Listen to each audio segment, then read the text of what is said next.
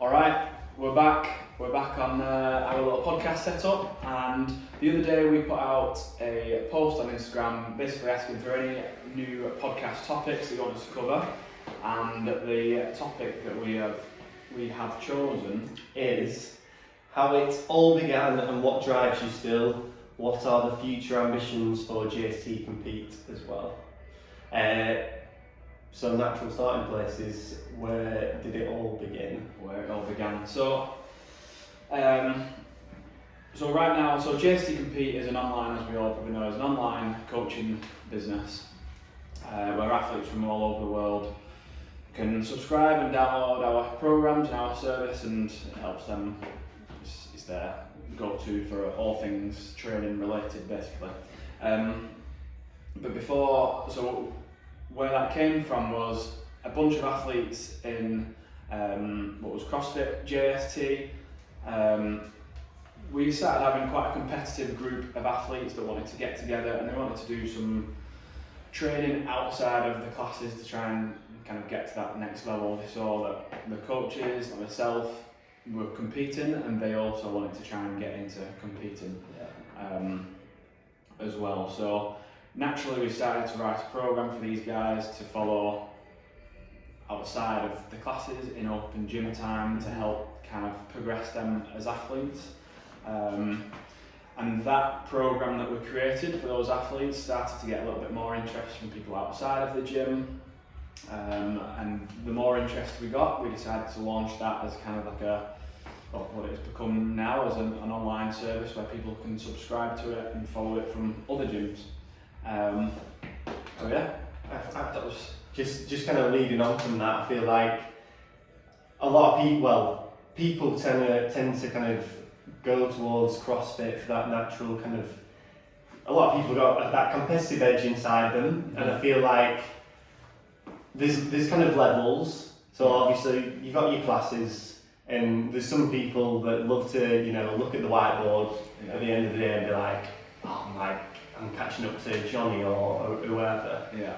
And then obviously people get better, and there needs to be like a slightly higher level, which was the compete classes. Yeah. And again, like it's important to have these kind of different levels.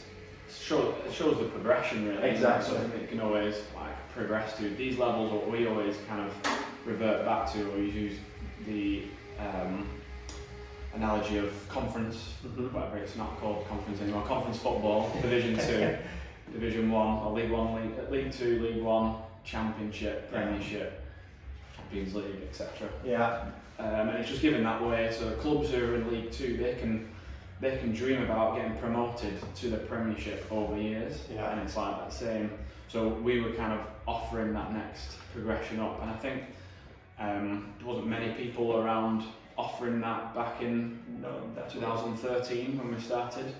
And in addition to that as well, I feel like even if everyone doesn't kind of want to be like competitive, they still respect what them people who do want to be competitive, they do respect. And like take Reggie for example, this year, like a lot of people who don't really know him have gone out of the way and messaged him because they do CrossFit as well, and they can kind of recognise probably the amount of work is put in. Yeah. But going from compete level as well to when you went to the games individually, you kind of created that competitive element yourself, whether it was getting people into to train with you. You kind of all created your own compete bubble above that. Do you know what I mean? Yeah. Because we had the compete classes, and they were great for people kind of just above classes, and this big competitive band, people at a national level. But then you do need someone. You need an environment above that that's going to help you. And that's what the compete classes that we used to run. It acted as that stepping stone from classes to a bit more of a focus on getting the skills and getting a lift into scratch where you can then not need to be in a class, and you can come and do it in open gym. You understand everything, which, you know, back in the early years of CrossFit there wasn't that many resources out there to be able to go out and do that yourself like there is now. But yeah, and then they all kind of like, call it, graduated, and we all then just started training together, and then that was when everything snowballed. And I think that effect, which we've now, after the last podcast, called the JST effect, is just what we've realised is like, it's just super important for athletes that are wanting to like really get up to the highest level. Yeah. So also over the years, from what we were saying, from when it began, over the years we've progressed as an online business, and we've basically been trying to create that same, what we were offering those members of the gym to get to that next level, we're offering that online, and we're giving the same service, and we're trying to give them the nutrition information, help them with mindset work, give them all the knowledge that they need to know, not just of like what to do in the training session, but everything around it. And that just kind of like grew and grew to the point where the online was become like quite a big thing for us to manage, and there's plenty of people now in the process of managing everyone.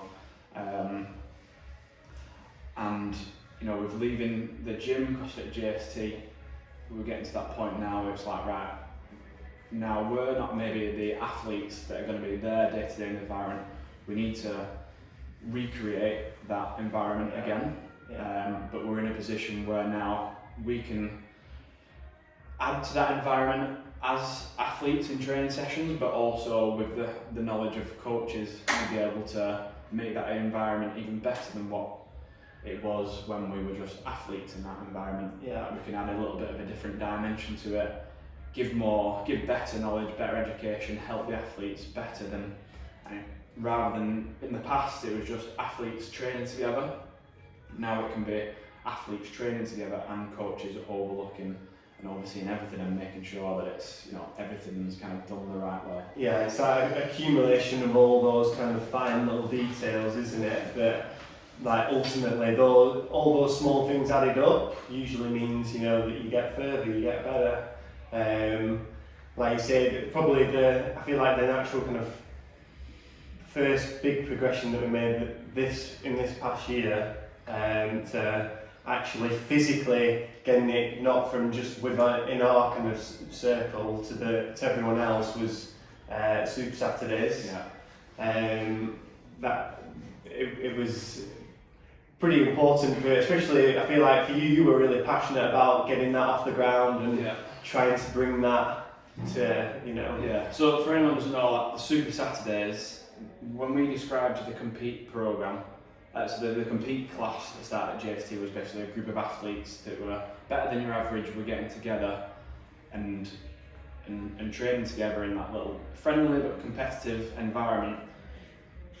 That's what we try to then create in gyms across the world, because that's what helped us as athletes, what helped me, knowing that on that Saturday, at the end of the week, I've got this one big session with other athletes who can put in, you know, can put a shift in and push me, I can push them, we can all push each other, and that Saturday just became like a big focus of the week, and it meant that I could then go back Monday to Friday and I'm content with just training on my own for myself and like working on things. I might get a spanking on the Saturday, and on the Monday I'm going back in training like motivated because I don't want to get a spanking the next Saturday. It was just like, it was that whole thing of every Saturday going into the gym. That was like, it was like competition day, but it wasn't like a competition. It was like, that's where you competed, that's where you tried to outlift each other, like all in like a friendly like atmosphere and a bit of banter about it, but everyone wanted to lift more than everyone else. And the same again with a workout, and the simple fact that there'd be a group of you would mean that you'd be able to go through a higher volume of work, higher intensity than you would if you just turned up on a Saturday on your bill, or just with one of your mates, not really kind of knowing what to do. So getting that kind of ingrained in when we had it between the two lockdowns, like you could see the results that was coming from it in terms of we were getting tags from athletes, PB and left, right and centre, first muscle ups, knocking minutes off certain times, certain workouts. Like that whole environment was happening in many different gyms across the world. Yeah, and like we've kind of coined it last week, but it's that RBE effect. Yeah. Where obviously, if someone from another gym, a local gym, comes over and they're better at you than you at something, then naturally you kind of rise up to that level that they are, and vice versa in other areas as well. That's how it's a great way to get better. And yeah, and it was also like the simple fact that everyone knew that around the world there was so many other people doing this same session. They were doing this lift and they were doing this workout. I don't know about you, but when we were doing lifts, and let's say we're in a room, there's me, you, and there's a load of other members at LM Fitness, for example. I'm thinking, right, I want to get the biggest lift in this room. But then I'm also thinking, Mike and Reggie are doing this in Sunderland, and Bacon's doing this down in Pinnicon. We've got some people over in Australia and Denmark slinging tin over there. So it's like, right, well, not only do I want to beat everyone in this room, like I want to make sure that when I put my score in on this on the leaderboard in Fitter, like I want to be up there. And it's kind of a little bit of that open feeling of like putting your score in, checking the leaderboard, like where's everyone else, checking it a few times that day, and just being like, oh, I got this person beat. And then what's good about that leaderboard as well, you can chuck a like in, make a comment, you can have a little bit of interaction on that leaderboard. So like that was the main thing I felt. It wasn't just the people in the gym, like it extended to so many. Yeah, like you said, there was definitely a few times where like Reggie and Mikey, Sammy, for example, like we'll put a decent shift in on a workout and they're like, oh yeah, I've got the top at leaderboard this week, and then next thing you know, Mr. Denmark has put in a big shift, and it keeps you in check. Yeah, it does. It'd be interesting. I've not thought about it that way. Like, how much in check did that keep the likes of Reggie and Taylor, knowing that, like at the time, when you're 4 months away from competition, you might not want that like competitive, like this person's beat me, but is that enough as just a bit of a, a bit of a kick? Say, start looking your ideas up because someone's just done you by a minute and you're competing against them in 4 months. Yeah, it's very true that like some athletes can take the foot a little bit too much off the accelerator during the off season. It's like actually, you've still got to keep a decent level of fitness, And I think that what that environment created in terms of being able to squeeze that extra intensity and extra volume out of that one session helped squeeze out those performances needed to maintain a solid level all year round. Obviously no one was kind of competition sharp 4 years out of the open, but it made, for the likes of like Reggie and Taylor, when it got to January and they started like a bit more of an intense lead up to the season, they were coming in a position where they were still pretty fit, so they're coming out of it in a position rather than spending the first week potentially trying to get that fitness back, being kept on the toes for the months leading up. So the effect that had, the Super Saturdays, and it actually launches on this Saturday. I don't know when this podcast is going out. Never as technophobes get our heads around it. But we're going again. Gyms in the UK are obviously back open, so look out for the posts coming. I know someone's going to correct us here. In Scotland they open on the 26th, which is next Monday, and in Wales it's a little bit longer. That's the UK. Yeah. So sorry. You people in Wales and Scotland, we won't tell anyone if you sneak over the border. But that's the big thing of like when we're going into like where's it going, we really want to relaunch that Super Saturdays, get that going. But also in terms of like in here with us in Wigan, we've got Reggie and Taylor moved over and we're starting to kind of rebuild that group training, that the group of, we call it a team of athletes, although we'll be probably a majority of everyone will be individual athletes. Everyone in terms of the athletes and the coaches will be working together as a team to be able to get these guys to the best level that they can do. And I think just on that point, obviously like people like, especially individual athletes can be like team, but like I'm kind of I want to do this for myself, and it's like, well, the athletes that are doing it kind of, you know, on their own, kind of for themselves, are the ones that they do tend to stagnate at some point. When you do come together in a team, like when you look at, you know, Britain in the Olympics and the teams and stuff like that, the best teams, for example, the Redgraves or the Chris Hoys, those sorts of eras, when they've hammered that Olympics, like they've had a strong team together. And again. Yeah, and it carries on. Like once they've got that initial, you know, team together, it does, like you say, it carries on. Are you going to drop that quote? Because it's on the tip of my tongue. Those that that want to go quick, go alone or something. Those that go together, go fast. Those that Go on. I don't know. Do you know? Yeah, you got. But yeah, so those that want to go quick, go alone. Those that want to go far, go together. Yeah. And that is a huge thing, and this is something that I had struggled with after 2015, is because I didn't really have that group. There was people around, but no one really that kind of like understood on my level of competing to be able to be like, well, I don't have a clue why you're feeling like that, because you know, I'll just go and do my Rain Hills competition with like I struggled to get back into training from the ups and downs of the whole season. Whereas like if these athletes are surrounded by people that are feeling the same and the coaches are aware of it, it's just like you just said with Redgrave and the whole rowing team.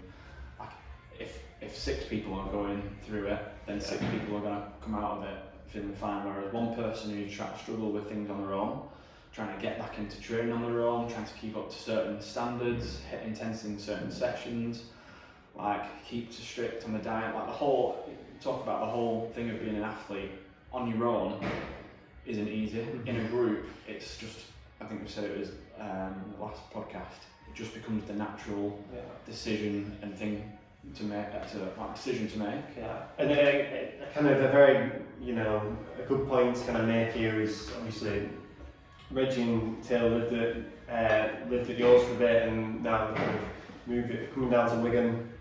Taylor's really good with the nutrition, and that's helped Reggie get better with his nutrition. And vice versa, when it kind of came to training, you said that like Reggie kind of brings that intensity, and that kind of is something that Taylor sometimes just needs like a little bit more of, as an example. Yeah, definitely. I mean, you can certainly tell that with Taylor this year in both the Open, not even just the Open and quarter-finals, but her training leading up to the Open is that intensity that Reggie would bring. Okay, sometimes it's too much intensity, but like that does rub off on you, like that when someone's like, they mean business for this session. If you don't feel like you mean business and someone else means business, then you start feeling like you mean business. even if you don't, and just like it rubs off on you, it's contagious. And that kind of like that vibe and that hype for like certain sessions that maybe usually don't kind of give you that bit of hype, like that repeated like over weeks, and then put that into the competition setting.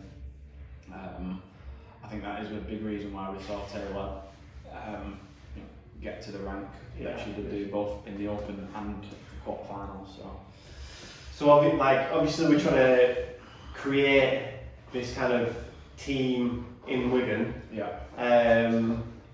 which is great, and I feel like we're trying to do as much as we can to transfer that to the wider kind of JST community.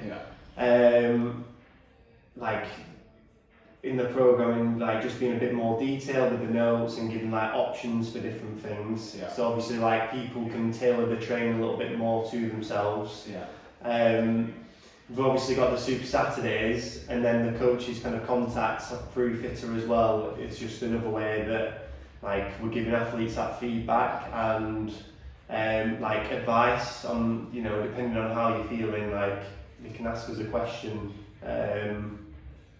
Like we can give them something that they can apply not just to this training session tomorrow, but for future training sessions as well. So ultimately we're trying to get what Reggie and Taylor might benefit from having moved Yeah. here, Yeah. we're offering that same service online to our other members that are following. It might not be as like direct and effective straight away, but it's there, like the service is there, what we can offer in terms of advice, mindset journal. That mindset journal is only what we do with the athletes that are going to be here, probably on a face-to-face thing. Yeah. They probably also do it on their own outside of training. But yeah, look, keep an eye on the nutrition, like, oh, don't eat that before you do this, eat that instead. Like, that's all the information that we can pump out to the... I feel like a key job for us is obviously, like, we see what works with, you know, these guys that are here, and our job is to try and find the best way possible to transfer it to everyone else. An important thing is also, and also kind of like what we're individually going through now, is differentiation of like, right, what training and what mindset advice and what nutrition do these guys need, and what do we actually need? Because us as athletes are actually very similar to everyone else on the program. You know, we've been doing the all-rounder and following the lower end set ranges last week because we only had an hour or so to train. So although we're around them, we are actually very much in the same boat as the members on the program. So it's differentiating the advice that we give them and what is actually the advice that the majority of, you know, the people that are following the program, who have full-time jobs, run a business, got a family, you know, got other commitments, that maybe you know, not many people are going to be in a position where the guys that are going to the semi-finals are in, like, you know, where games athletes are in, where they can put more of the time into training. For a lot of other people, they may be in the position where Reggie was before January, where he's coming into training after a full day's work and having to work around and still try and get to the best level it can be at. So that's the only difference, I'd say, with what we're doing online, with what we're doing here in person, is the differentiating to as normal. Yeah, it's kind of all relative, isn't it? You know, there's just different levels to it. Yeah. Again, like back in the day when there was classes, the compete class, and then you had your few people that you train with and did the training camps and stuff. Yeah. It's the same situation now where, like, you've got the guys here, but it's more direct. You've got the people on the program that, you know, get that kind of compete level, but we're obviously trying to accommodate for a wider... for everyone. Because there's competitions, there's different levels in there, and some people are happy with competing at a national competition and getting maybe a little team comp, and our program's going to be geared towards that. Some people want to get to quarterfinals, semi-finals, games. Just on that note, would you, so the question as well said, you know, what still drives you to kind of do it? Yeah. Is it different now to what it was when you were an athlete, like, or it's the feeling. It's a feeling that I feel like I drive for. We've never really spoke about this, but I have like, it's the feeling of competing and high, like, elite performance that I like. That's what gets me going. You know, that's what gives me the kick. And for a long time, like, that was done by me doing the performing, by me doing the training and doing the competitions, and that's what gave me the kick. And, you know, for the last few years, I kind of dipped in between. You know, maybe it's me that does it now, or maybe I'll try and step back and help someone else do it. And for the last kind of couple of years, I feel like I've not really been sure whether it was me or whether it going to be someone else, but I feel like now we've got to the point where, like, the feeling I had from quarterfinals and the Open, and even the training leading up to the Open with those guys, and like that kind of fulfilled that elite performance part. And then at the same time, like, again, when we say it's relative, if I can see that same thing happening for other people on the program, where it's like they're taking on board what I'm saying and the guidance that we're saying, and also achieving things that they didn't think they could do. For example, Martha Cook, she had planned to get to semi-finals next year. She made it this year. She'd simply just been following and just taking on board everything we've been doing. And that can scale down to people. There's not been many competitions around, but squatting for a PB, getting the first set of 3 ring muscle ups unbroken, or getting the first strict handstand push up or something like that. And I feel like that achievement of the performance is what, that's what I strive for. I feel like it does make a lot of sense as well. So when you're an athlete, you've got to be pretty selfish, and you are doing it for your own personal gains, kind of to get better. Like you say, you're striving towards elite performance. I feel like you said, when you transfer more into that coaching role, your mindset shifts towards, right, I've kind of done all I can as an athlete. How can I now help other people do that? Because again, in a little bit of a selfish way, you're vicariously living through like Reggie and Taylor a little bit. You are to some extent, but also the feeling of like, oh, I've helped that person get their first ring muscle up, or just stuff like that. You appreciate it so much more as well.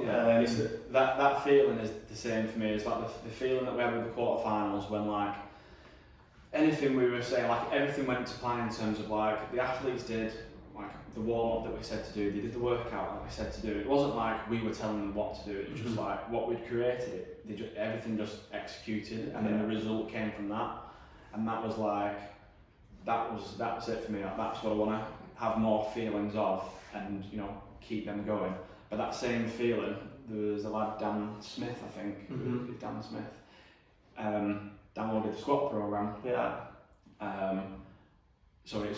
did the squat program that we just released in the strength bias, but he also downloaded the Unlock Your Squats program. Done that, got rid of knee pain, balanced out his imbalances that he had in his hips and his legs, and added, I can't remember the amount of kilos on his squat, but it was a considerable amount, and he's then pain free. Like, it's the same thing. They both the guys that are here in the quarterfinals, and Dan remotely has followed the advice and kind of like knowledge that we've kind of learned over the years, put it into practice, and then the outcome, and then he's got the outcome from it.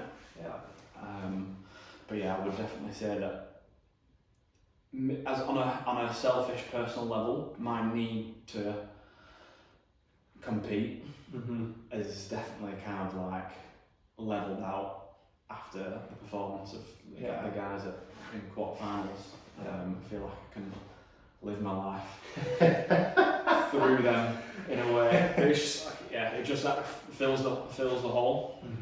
I guess. I feel like that, in a funny way, that I feel like for the past few years, that's probably maybe what we've been kind of just waiting to happen a little bit.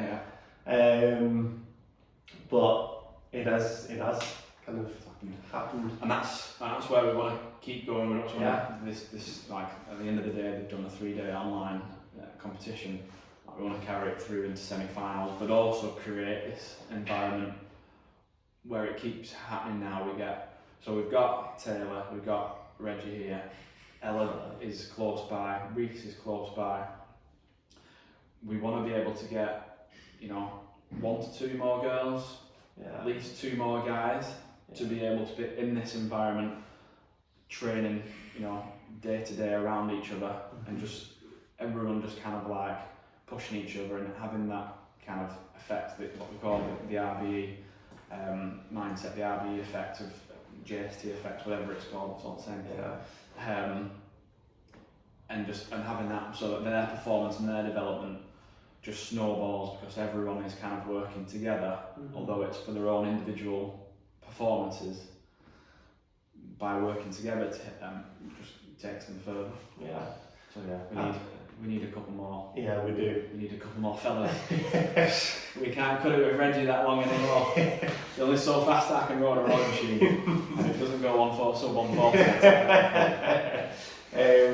But it's one of them where we mentioned it last week. people that are in a top 10 on the leaderboard are now in teams. Yeah. Are like you kind of call them teams. Team training environment. Yeah. And I don't I don't really see anyone else, doing this in the UK, at the moment especially. And I feel like to do it, you've got to be willing to sacrifice kind of everything else to be able to go in all in as you know what I mean. As to come here, you've got to kind of leave your life behind at home and everything. Yeah. I feel like people do need to be aware of that as well. Yeah. Like the sacrifices for it. And we're having conversations with brands, with companies where they can support like athletes that do come here. They can provide support. They can provide, they can get monthly contracts. They can be paid money that covers rent to live here, money that covers food and expenses. Like, you're not going to turn around and be, earning what Matt Fraser potentially earning, but you don't need to, like, just enough money to live comfortably, not have to stress about money, and, just focus on your training is all it needs, and, success, and if anyone's motivated by money will no doubt come when your performance is good enough. Yeah. But yeah, like, we're having conversations with brands that want to support people to move here, to get into this training environment. Like a good example that I've read recently of a similar kind of situation was, I think it was in 1999. It was like at the tipping point when lottery funding was about to kind of come into like UK sport and everything. Yeah. So before that point, like, athletes couldn't kind of fully commit, or they had to work jobs on the side to kind of make stuff happen to try and keep that training going. But then obviously when UK lottery funding came in, athletes then had the opportunity to like go full time, but it was the bare minimum they were given to be able to do that. So like you said, they were still living in like pretty shoddy flats and stuff in like, I don't know, for British cycling, Holly said he was in like Fallowfield in Manchester. Right. But like he wasn't bothered because he was getting to do what he loves to do on a daily basis, and he knew. The best cyclist in the world. Yeah, exactly. So if you are fully committed, that sacrifice can probably be seen as a positive, because like you then can do exactly what you want to do. Yeah, I've got a question for you. Go on. You, when you were coming to JST, were a marine biologist. Plus, what was it? Geophysicist. Geophysicist. Decent job, decent salary, secure career ahead of you to be able to progress through. You studied at a degree level, masters as well. Yeah. Potentially had everything there set up to be, sorted for your career in terms of your profession. Yeah. But it didn't fulfil that athlete kind of void and what you always had as a kid from sailing. Like it didn't help you achieve that at the same time because of how demanding your job and travelling around was. Yeah. And what did you do? What did I do? What did you do? So, so I worked kind of a bit offshore, so I could gain kind of days in lieu, right? And I spoke to you. You actually offered me a job at JST the year before, and I was like, no, I can't do that. I've got a stable job. I just studied for 6 years. Yeah, pretty much. I've got a career here. I'm set. And then it was roughly a similar time the year after, like you mentioned it again, I was like, do you know what? I don't enjoy working in an office. Like when I go offshore, I can't train, which is what I love to do. Like I'm gonna just give it a whirl. I'm gonna go for it. So all these days in lieu that I accrued, I basically took a month off to do my PT course, which in previous years I took the month off of regionals so that with the team I could prepare better. So I did my PT course, and then pretty much just before that point, I think I had to give them 2 months' notice, and I said, see you. So I said, look, I'm just going to go into doing this. It's kind of what I feel like I should do. So I did my PT course, started coaching at JST, did a few like weightlifting seminars and classes, workshops, that sort of stuff. And what was the underlying factor that made you want to leave your job? Was it to become a PT? No, it wasn't. No. PTing was just a way you could make it work. It was. And then to push us. Yeah, it is. Like you said, going into PTing and coaching was a way to enable me to be able to train as an athlete. And for most people, probably at the moment, that's probably the best way to do it without being, fully sponsored as well.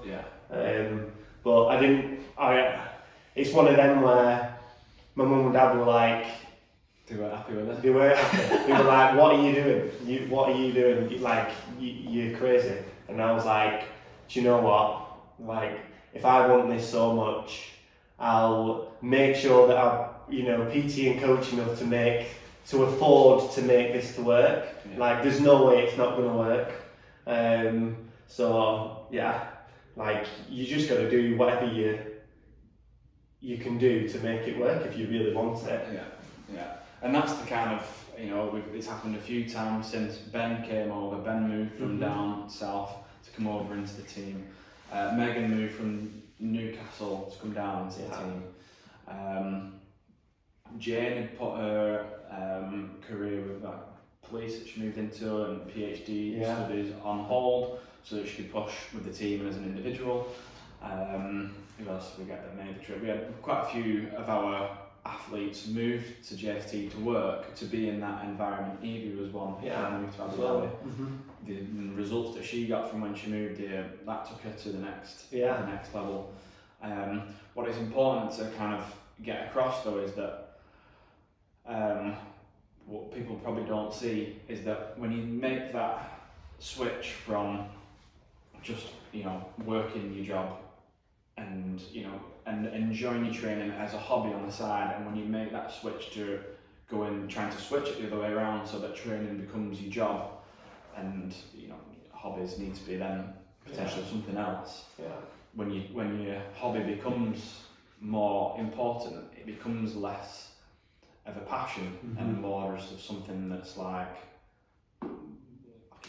you need to be kind of obsessed about, and it becomes your kind of like day to day, like everything that you're thinking about. And I think that's sometimes a barrier that people need to overcome, is to go from, usually most people can't wait to go training, can't wait to get stuck in, and you still will probably like really enjoy certain sessions, but there's going to be times, and I know Reggie felt it, where it's like, whoa, this isn't anywhere near as fun as I thought it would. And we spoke about the fun thing in the last podcast, it comes back around, but nowhere near as fun as what I thought. But sometimes that's what it takes. It's not saying it's miserable all year round, but sometimes it takes that to achieve the level of what they've got to. So when Reggie kind of, I think it was after that training camp in January, like I said, "Oh, can you come over to my house and we'll just have like a proper chat about everything."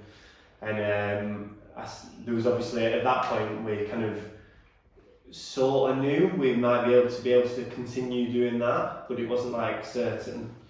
And I said to him, my biggest regret when I was an athlete was not going more all in. So what I mean by that is, like, I was still doing quite a bit of PTing and coaching, and looking back at it now, I regret not dropping more hours and more PT to actually like commit to it more. And I said to him, like, just, you don't want to have that regret.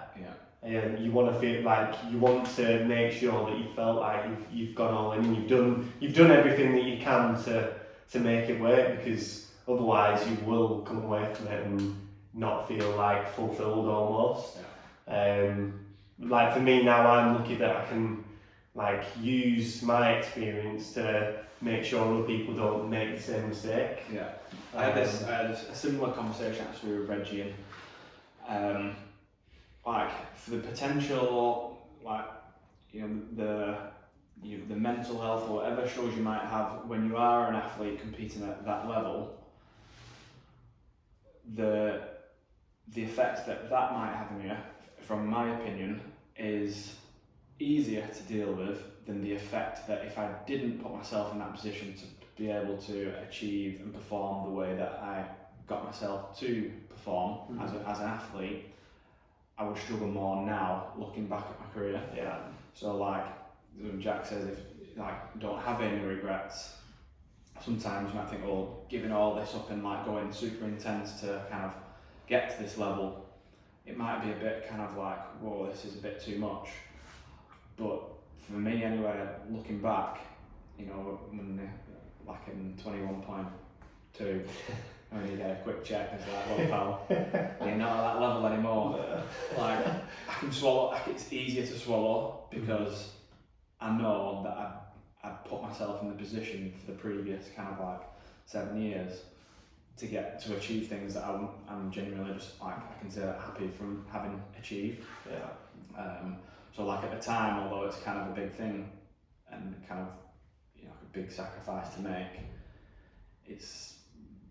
I found that having made that sacrifice and gone all in, looking back now, like it's easier to deal with. Yeah, agreed. Yeah. So yeah, not to get too deep. That was intense, man. Not to get too deep with it all. But yeah, that's also what we do with the guys here, is that, you know, we know when it needs to be intense, we know when it needs to be chilled out, and it can be light-hearted. Majority of the time it's light-hearted, having a bit of banter, but like when it's training time, like, you know, it gets done properly, we train hard, recover well, everything outside of training is kept on top of, so that you are, between sessions, you're recovering the most to be able to perform. And any lightheartedness and banter that can be chucked into the situation to make the whole process what I would probably describe as fun. Like that's the fun part, not necessarily, you know, the 12.500s. It's the you know, bit of crap before a session, maybe in the middle of a session, after a session, like being around each other just day to day. Like that's where you can make it enjoyable. And that's always where the fun element has come in for me. Which then makes the actual graft and grind like way easier to do. Yeah. It's a fine balance, isn't it? Yeah. Too. So just to kind of just outline going forward what our kind of plans are for the next kind of year and beyond. Obviously we're still in Wigan. Yeah. What are the plans like? You know, going forward, like, do you see this as like an academy sort of setup going forward, or something a little bit less than that, or what? Yeah, I would for the foreseeable kind of short term, get this sorted. We've got ourselves here, a couple more coaches working with us, like here day to day, you know, doing the online programming, seeing the athletes. Couple more athletes in the group that kind of, you know, fit the bill of wanting to work hard and you know are all tuned into the set on the same hymn sheet. And then once we get that sorted, it's like, right, can that be done? Like Denmark's probably our next go-to, like Biscard's out there, we've got plenty of Danish athletes out there. Can we use what we've got here and what we've learnt here? Can we recreate that in Denmark? And can we have a couple of locations around Europe? And at the same time, that's more of the kind of like in-person goals, like like face-to-face. Can we create as close to those environments as an accessible online experience as well. So people who can't, aren't here in Wigan or aren't going to be in Denmark, they still feel like they can be part of that in the gym that they're in, with the help of things like Super Saturdays.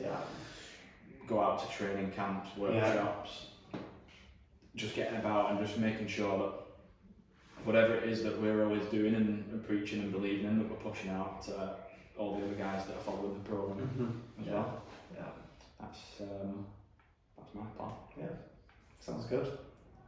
Just gonna make it happen now. Make it happen. Now COVID's done one. Okay, no, we're out. Just need the other countries to open. I think that's pretty much it for today. Yeah. Yeah, I think so. There you go. Oh, in fact, one last little question. Yeah. This was one via Instagram. Things you wish you knew when you started. I feel like let's name Dress sense. One each. Yeah. Do you know yours? Because I might need a little bit of think. Things I wish I knew when I started. Yeah, I've got mine actually. Mine's quite simple. Go on. So when I started, it was like paleo was the thing. It was shit, to be honest. Carbs. Eat carbs. Right. And That's what you want. if you want to perform, you want to lift heavy, you want to move fast, you need carbs. Because I went through a period of probably 2 years where I tried to eat paleo, was weak as piss, actually had a high body fat percentage, started eating carbs, suddenly got strong, lean, fitter, faster, and I just felt like I wasted nearly 2 years of just trying to be paleo because it was just like the preached thing. Yeah. So yeah, carbs for me. Carbs. Okay. That's a good one. Imagine now trying to train intensely without eating carbs. Like, it was absolutely terrible. I think mine is more isn't better. Like when I went through a stage at uni where I actually do 3 sessions of training a day, but ended up moving a bit like a bag of spanners at the start before that weightlifting guy kind of sorted me out. So yeah, when don't try and cram loads in, like less to start is better. Like just move well. Yeah. And if you move well to start off with, 5 years down the line, if you move well for 5 years, well, that's what I posted about the other day, wasn't it? Or the other week, was it to get if you're a 1 hour a day person now, and that's what you can handle, and you might want to get to the top level, and to get there, you're probably going to have to be dealing with at least 2 hours, potentially up to 4 hours of training to be able to meet the demands of competition. yeah. That's not just something where you can go, oh, that's what I need to do, I'm going to do it and be fine with it. Like, it's a long process to be able to adapt progressively to be able to do that. Yeah, there you go. I think that will ding dang do. Well, ding dang do for me. Ding dang do for you. That'll do for me.